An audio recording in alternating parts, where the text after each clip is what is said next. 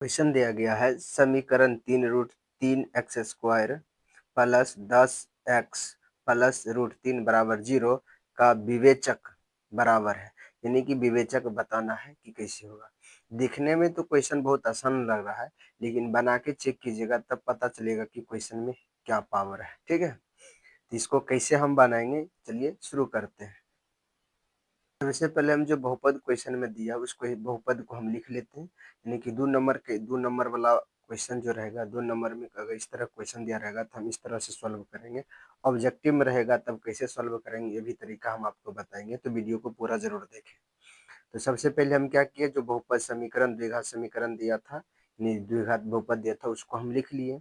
अब करा हमको विवेचक। विवेचक के स्थान पर आपको विभक्तर भी कभी कभी नाम आता है, तो आप याद रखिएगा विवेचक कहे या विभक्तर कहे दोनों सेम होता है और उसका संकेत होता है डी। ठीक है, और उसका सूत्र जो होता है b² माइनस 4ac होता है। अब b क्या होता है, a क्या होता है, c क्या होता है समझ लीजिए। b जो होता है ना, b होता है x का गुणन। आपको बहुपद दिया रहेगा, उस बहुपद में x के आगे में जो अंक दिया रहेगा उसी उसी को हम बोलते हैं x का गुणांक। उसके बाद ये 4 अंक तहत ये हो ही जाएगा। उसके बाद ए कहता है x² का गुणांक।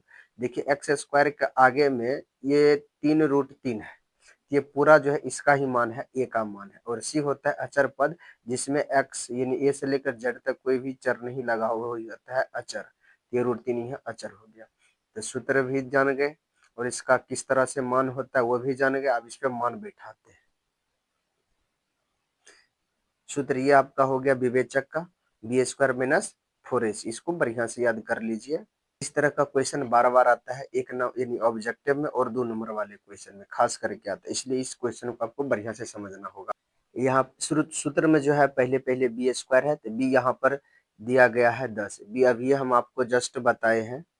b जो होता है वो x का गुणांक होता है, या x का गुणांक देखिए क्या है 10। यहाँ हो गया 10, इसमें सूत्र में स्क्वायर था तो यहाँ भी हम दे दिए स्क्वायर, यानी 10 का स्क्वायर। अब सूत्र में माइनस है तो यहाँ भी हम माइनस दिए। उसके बाद 4 है तो हम 4 दे दिए। उसके बाद गुना, a जो होता है x² का गुणांक होता है। ठीक है, तो x a का स्थान पर हम लिखे रख दिए 3√3 का, x² का गुणांक 3√3 है तो यहाँ पर हम 3√3 रख दिए। उसके बाद है c होता है अचर पद। यहाँ देखिए c हम अचर पद इस बहुपद में ये होगा, इसलिए सी का स्थान पर हम ये √3 रख दिए। ठीक है, अब यहाँ से हल करने के लिए आना चाहिए। हल नहीं आता है तो आपको क्वेश्चन को नहीं बना सकते हैं। अब हल में क्या है, यहाँ 10 यानी 10 का वर्ग है, स्क्वायर मतलब वर्ग, 10 का वर्ग होता है 100। उसके बाद माइनस 4, इसमें हम क्या किए हैं, ये 4 और 3 जो अंक था इस दोनों अंक को एक साथ गुना कर दिए तो 4 तिया 12 हो गया। और √3 को एक साथ हम गुना कर दिए थे, √3 और √3 को गुना किए तो √9 हो जाएगा। ठीक है, अब हम क्या किए हैं 100 का 100 ही लिख दिए। अब इधर हम छोटा करते हैं इसको, ये बड़ा है तो 12 को 12 लिखे गुना, और 9 का वर्गमूल जो होता है इसका अर्थ होता है वर्गमूल, तो 9 का वर्गमूल होता है 3, तीनों का वर्गमूल हो गया 3।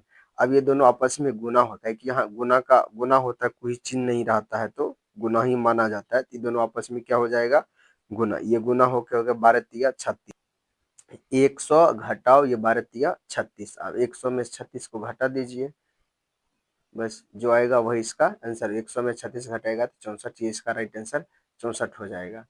ये तो आप देख लिए कि 2 नंबर और 1 नंबर वाले क्वेश्चन में किस तरह से बनाना है। अगर ऑब्जेक्टिव में रहेगा तब क्या करना है, इसको माइंड में ही क्वेश्चन करना है। मात्र ये सूत्र रखिएगा, b² कह रहा है तो 10 का स्क्वायर 100, ये एक साइड कर देना है। अब 4ac यानी कि दोनों कोर में जो इधर कोर में है √3 और इधर कोर में 3√3, ये दोनों का आपस में गुना करके 4 से गुना करना है। ये दोनों का आपस में गुना कर √3 का गुना 3 हो जाएगा, और 3 साइड से है तो 3 तिया 9 इधर हो गया, और 4 होता है तो 9 चौके 36, एक साइड 36 हो गया और एक साइड b² 164, वही इसका आंसर हो जाएगा। ऑब्जेक्टिव में इस तरह से ध्यान रखना है, सब्जेक्ट के लिए इस तरह से बनाना है। आप कॉपी में उतारना चाहते हैं स्क्रीनशॉट ले लीजिए और कॉपी में उतार लीजिए। इस तरह से आप बहुत सारा क्वेश्चन बना सकते हैं, जो हर एक बार एग्जाम में 1 नंबर वाले ऑब्जेक्टिव क्वेश्चन में कम से कम 2 रहता है, उसके बाद सब्जेक्टिव भी रहता है आपको, यानी 3 नंबर आपको इससे आ जाएगा, तो इसलिए आप इसको अच्छा से समझ लीजिए। ये रूट वाला थोड़ा कठिन होता है और बिना रूट वाला बहुत आसान होता है, तुरंत बन जाएगा। रूट वाला थोड़ा सोच समझ के बनाना पड़ता है।